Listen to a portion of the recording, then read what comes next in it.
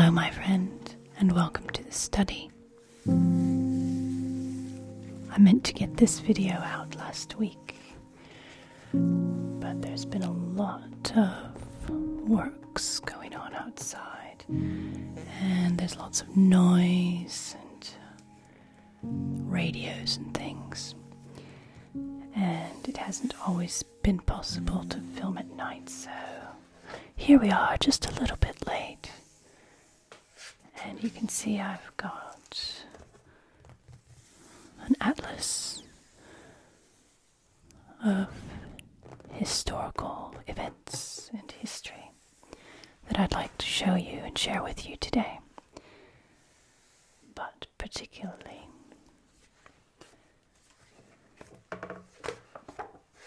among all of the interesting things in here today, I would like to share with you the Napoleonic era in maps. Here you can see we're beginning with the French Revolution. And here we have a map of France as it was about 1789 to 95, the years that demarcate the revolution in France.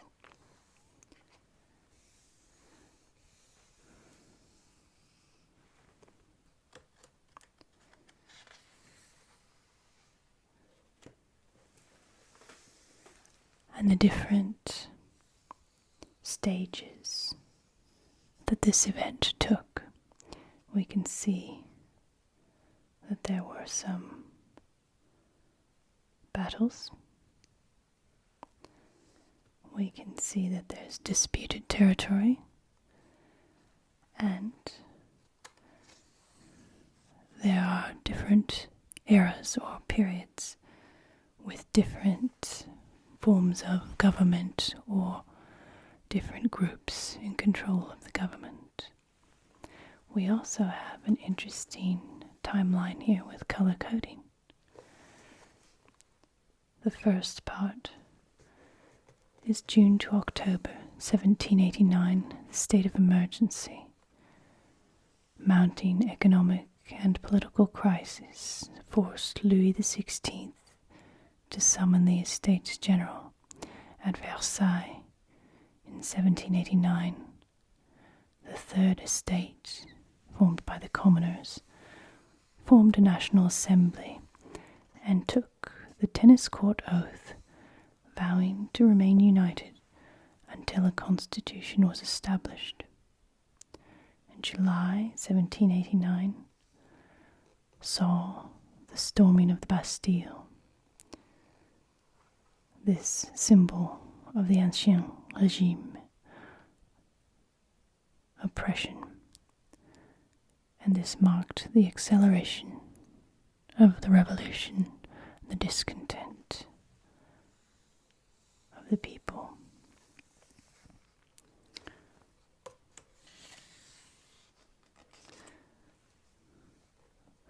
You can see the next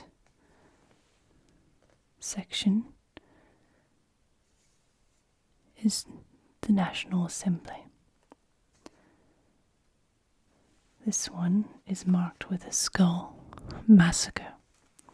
The National Assembly abolished feudalism, adopted the Declaration of the Rights of Man, and proclaimed a new constitutional monarchy. In June 1791, the king was caught fleeing Paris in the famous flight to Varennes. The radical sentiment was further inflamed when moderates were blamed for the massacre of the Champ de Mars on the 17th of July, in which the National Guard fired upon a crowd in Paris, killing up to 50 civilians. And knowing history, that's usually the match in the tinderbox that starts these things becoming out of control. So here we have these fists symbols. This is our state of emergency, center of revolution. Bordeaux, Cahors, Montpellier, Nîmes, Marseille, of course.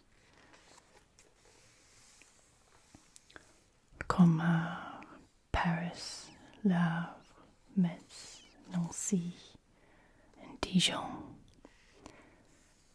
And by the time we are in 1791, we've got massacre sites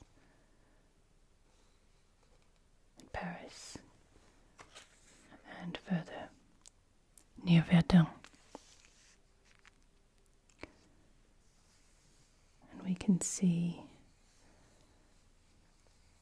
different areas are going to come under different influences from outside.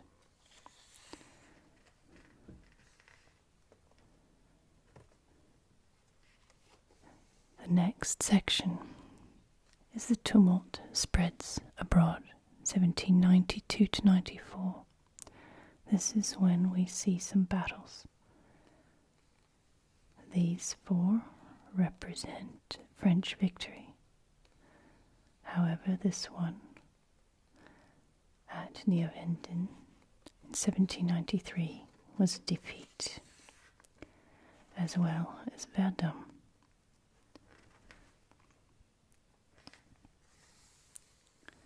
Shock waves rippled across Europe, sparking both revolutionary feeling.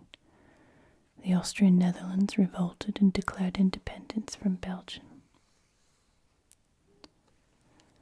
If you remember, the Austrian Netherlands had been a holding of the Habsburg dynasty along with Spain. And this area, which we've gone into and out of in several videos here in this study, has always been a crossroads, culminating in certain wars such as the 100 Years' War, 30 Years' War, War of the Spanish Succession, as well as Savoy. And then, of course, in the 20th century, in the Great War and the Second World War. It's a very active place to live, always changing hands, and loyalty.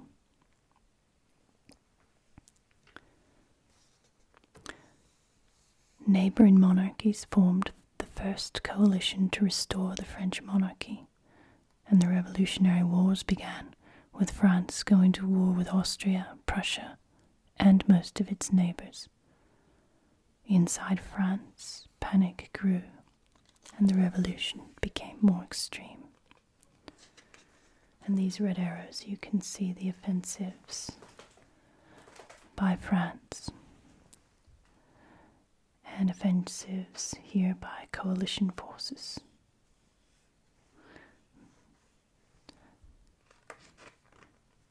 And the orange is what France was able to annex. And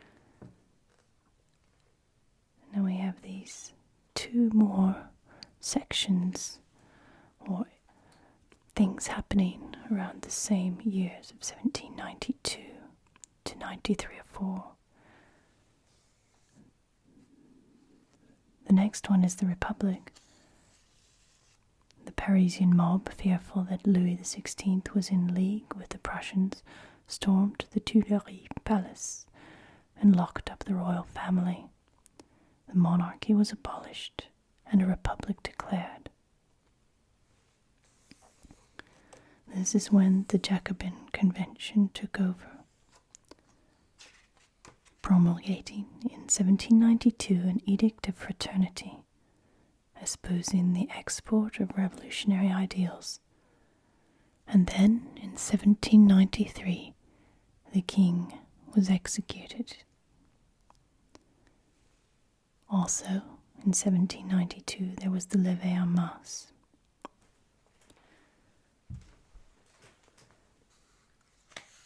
This was a forced mass military conscription which prompted a counter-revolutionary uprising in the Vendée and elsewhere.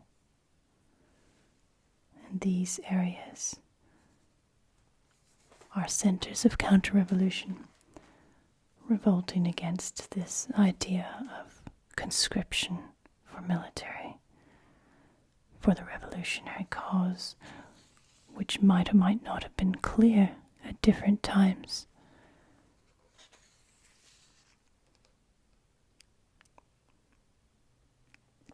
Combined with the threat from a British landing at Toulon,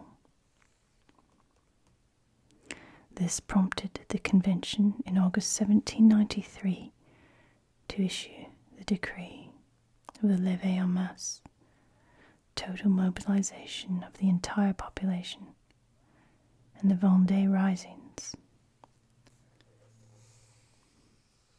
were brutally suppressed and the foreign armies thrown back. Now Europe had a true fire on its hands.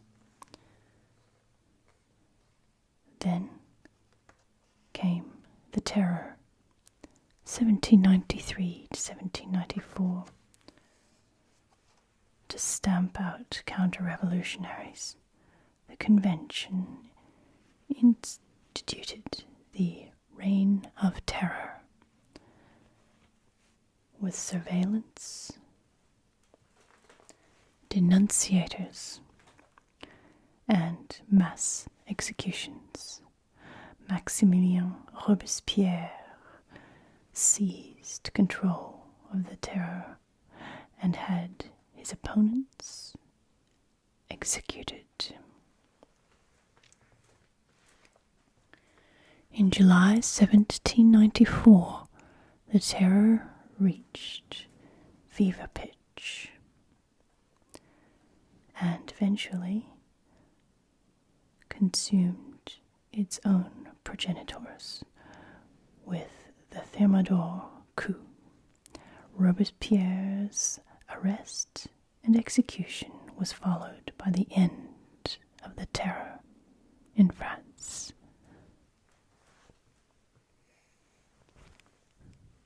Then the revolution took a turn, establishing the Directory.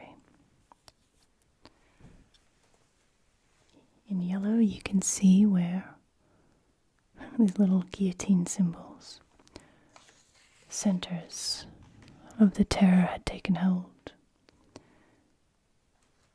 Also parts of the most fervent counter-revolutionary movements. But in 1795 the Jacobins gave way to the Thermidorian Convention, and then in October 1795 new elections and a suppressed revolt in Paris instituted the reign of the more moderate government called the Directory, and a period of relative stability.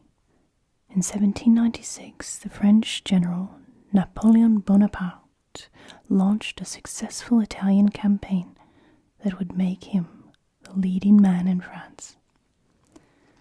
And here we can see General Bonaparte's campaign and all of his victories.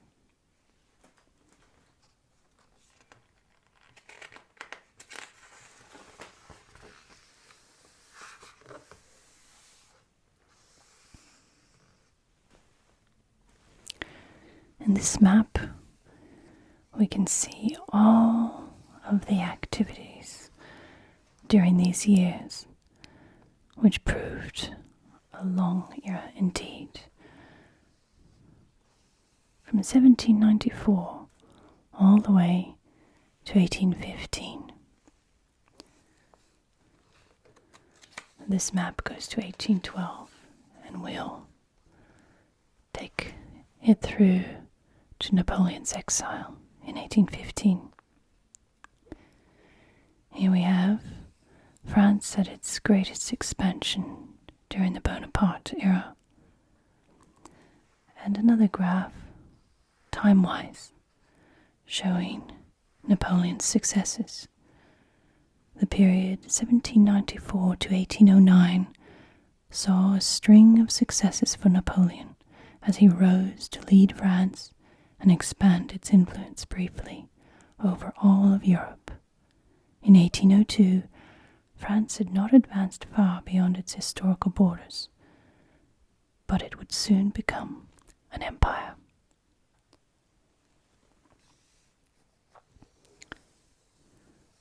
Here we see the war at sea. Since the French Revolutionary Wars, British command of the seas had been a constant thorn in Napoleon's side. British operations as far-flung as the Caribbean and Denmark assured their naval superiority even before the decisive Battle of Trafalgar ended French ambition to rule the seas.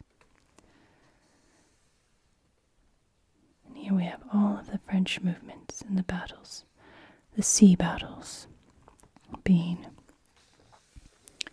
in blue here. And here we have in 1805, when Nelson defeats the French under Villeneuve, having outmaneuvered them in the Caribbean. We've gone over the Battle of Trafalgar here in the study, when the French fleet made its escape from Toulon, and Nelson chased it to the Caribbean and back. The Battle of Cape St. Vincent we've also covered.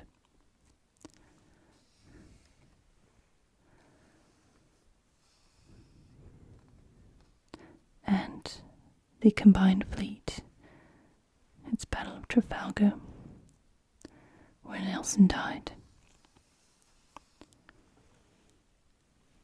Here we have June 1794, British victory over a French fleet which was protecting a grain convoy from the US on the so-called glorious 1st of June, allows the British to blockade the French Navy in the port for years. You might remember we read about that in our Gazette of 1794.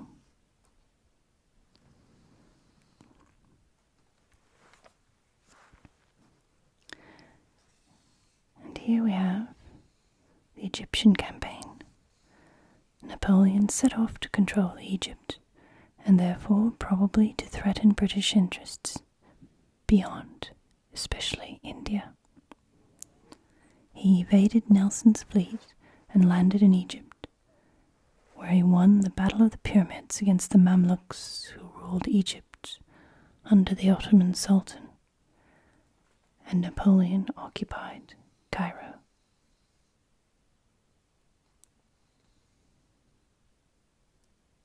So we have several French victories and 2 defeats. One, the Battle of the Nile, that Nelson won in 1798, crippling Napoleon's Egyptian campaign, and another at Acre.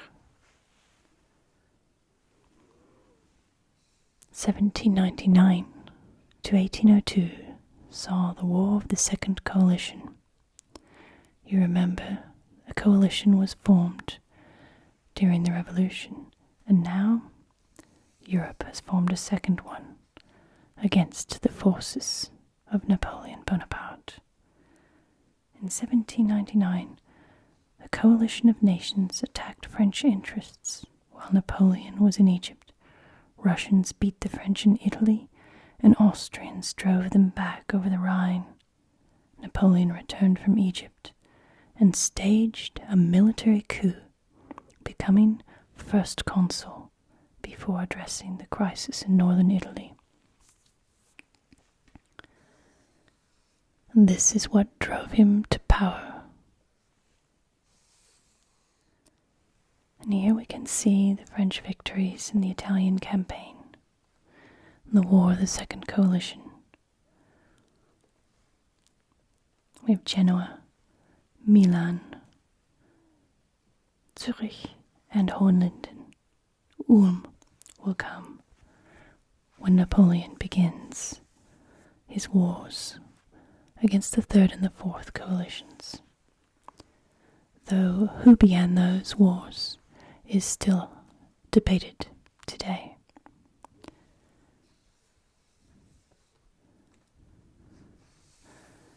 Napoleon certainly was a formidable general and a very big personality who came at the right time to capitalize on his power and his influence over France and Europe.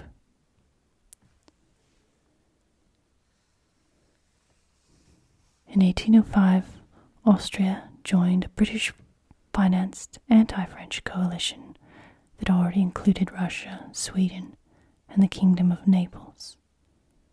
After heavy defeats, Austria agreed peace terms with France and Russia and retreated to Poland. France created the Confederation of the Rhine as a client state in the ashes of the Holy Roman Empire. Prussia was threatened by this and made war with France, which ended in Prussian defeat and the creation of another client, the Duchy of Warsaw, from former Austrian and Prussian lands. Here we see Ulm, Austerlitz, Jena-Auerstedt, Berlin, as Napoleon moves along east, unstoppable in his victory. In 1806, he occupied Berlin and went on to Friedland in 1807. It was during these Italian campaigns that he wrote some of his most ardent love letters to Josephine Beauharnais.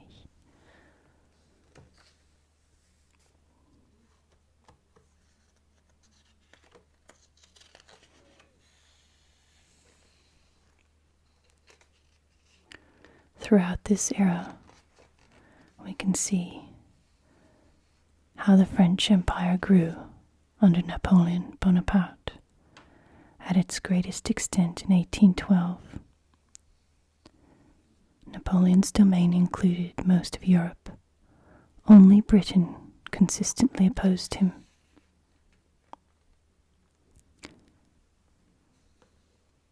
And here we see Britain and Portugal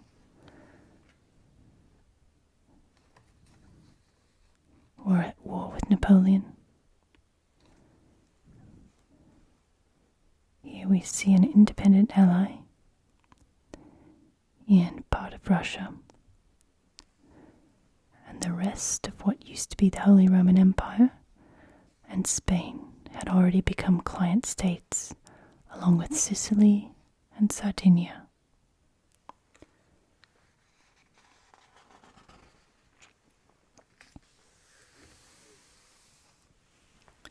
It is perhaps when Napoleon made his greatest error, the decision to capture Moscow, march east, that began his downfall. His efforts to dominate Europe took him to the far eastern and western ends of the continent, indeed. And battles were even fought all over the world in Europe's colonial holdings against France.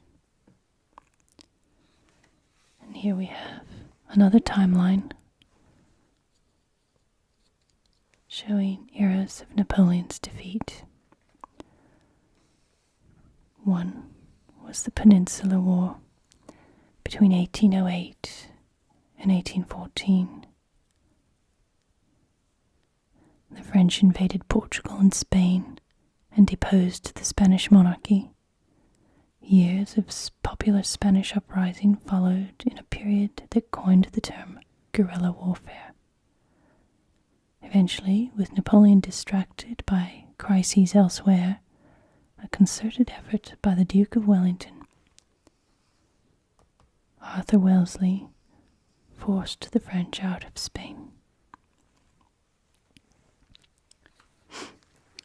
This was a difficult spot for Napoleon to continue to hold on to, despite having put his family members in control of different kingdoms. And here we can see the victories and defeats, mostly defeats to Wellington.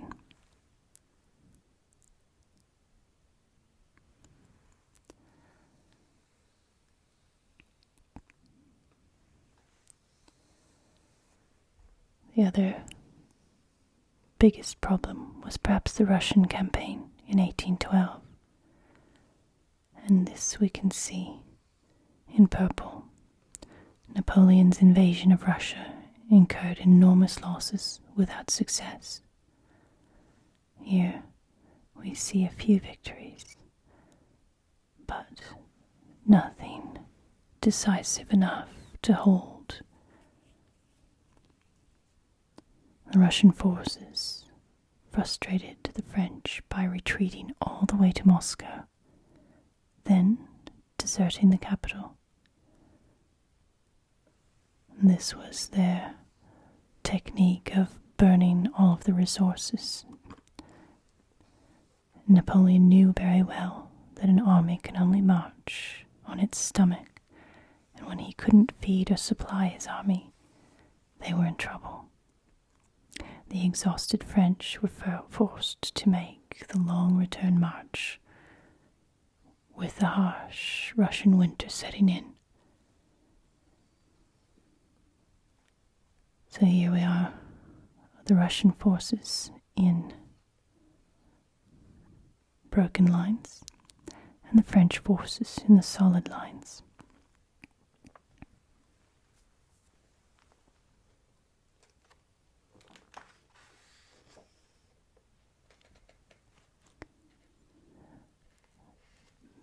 Remains of the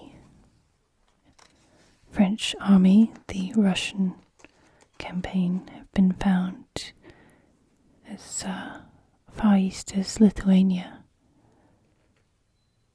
It was a decisive loss for Napoleon to return for the first time not victorious. At the same time, having lost Spain and Portugal to Wellesley.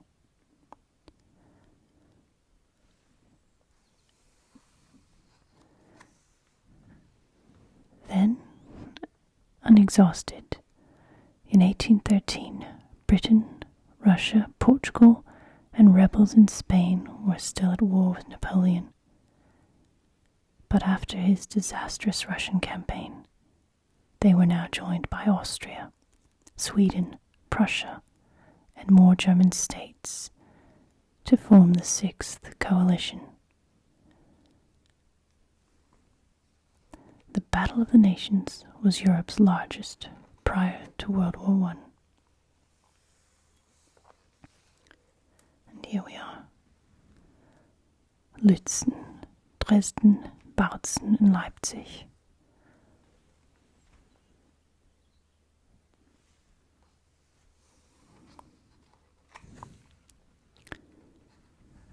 And as Napoleon retreated, the defense of France in 1814 began. Allied armies agreed to pursue Napoleon to his total defeat, and they converged on Paris, with Napoleon again scored brilliant early victories with another hastily mustered army.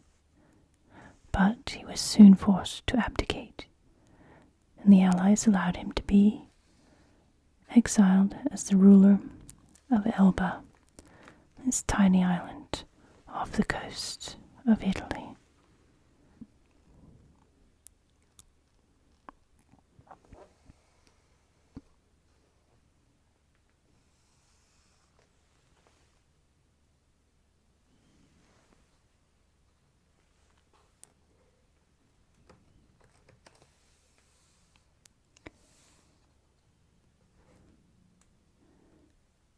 Leipzig having been the only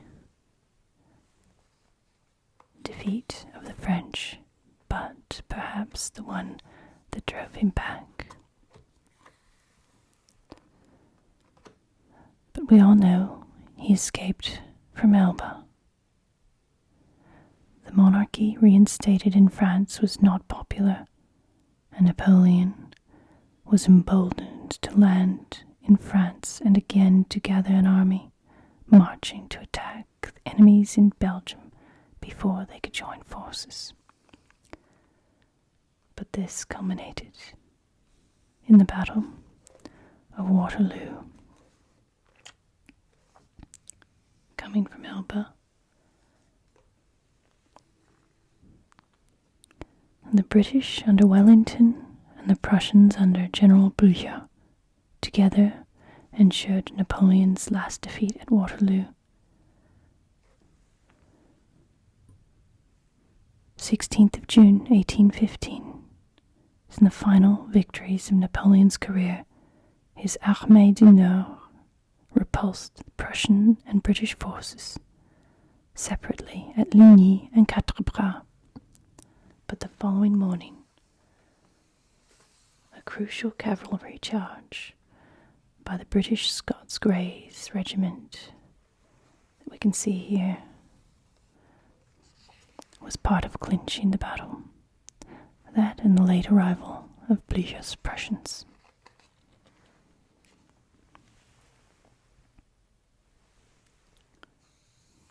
And here we have the Irish-born Arthur Wellesley, Duke of Wellington.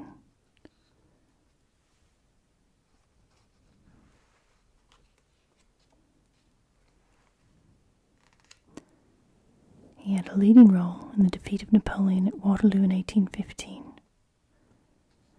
but also in all of the campaigns on the Iberian Peninsula, or the Peninsular War.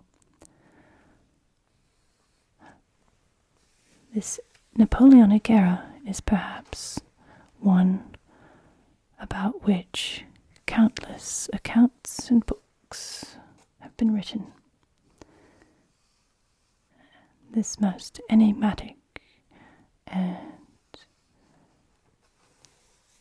persuasive character, Bonaparte, still intrigues people today.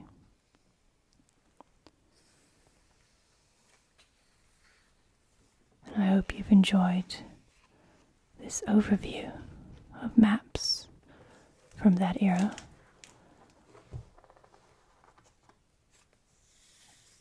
Cursory as it was, maybe it sparked some interest. Maybe it relaxed you and put you to sleep. But before you drift off, I would like to thank our patrons of the study.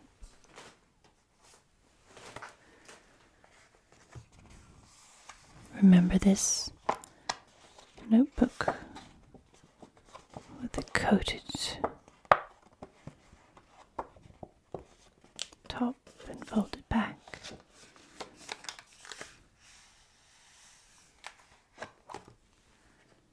And the smooth white paper. So I'm going to use this Kaweco Sport fountain pen that looks like the color of a kingfisher. And I have this beautiful little ornament with shiny beads and threads in the shape of a kingfisher. Look at these beautiful beads that reflect the light. And this beautiful bluey green teal color. I'm going to set him there so he can watch as we thank the study patrons for April 2026 in kingfisher colored ink.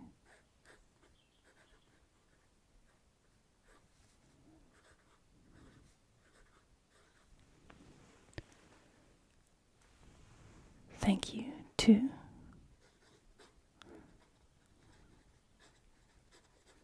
Elizabeth. Thank you. Thank you.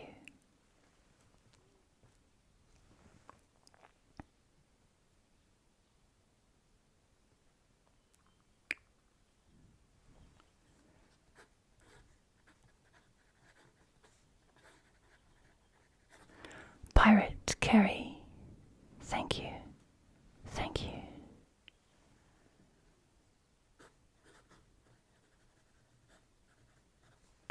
Romulus. Thank you. Thank you. Ben. Thank you. Thank you.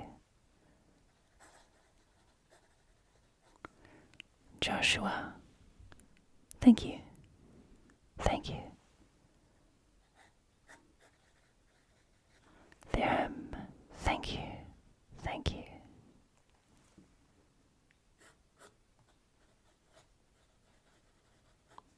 Andreas. Thank you. Thank you.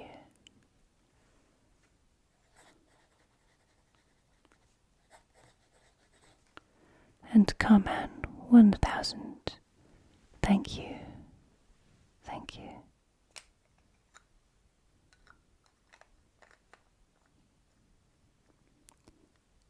Thank you to everyone who's watching, to all of our patrons, and to everyone who's supported the study over the years.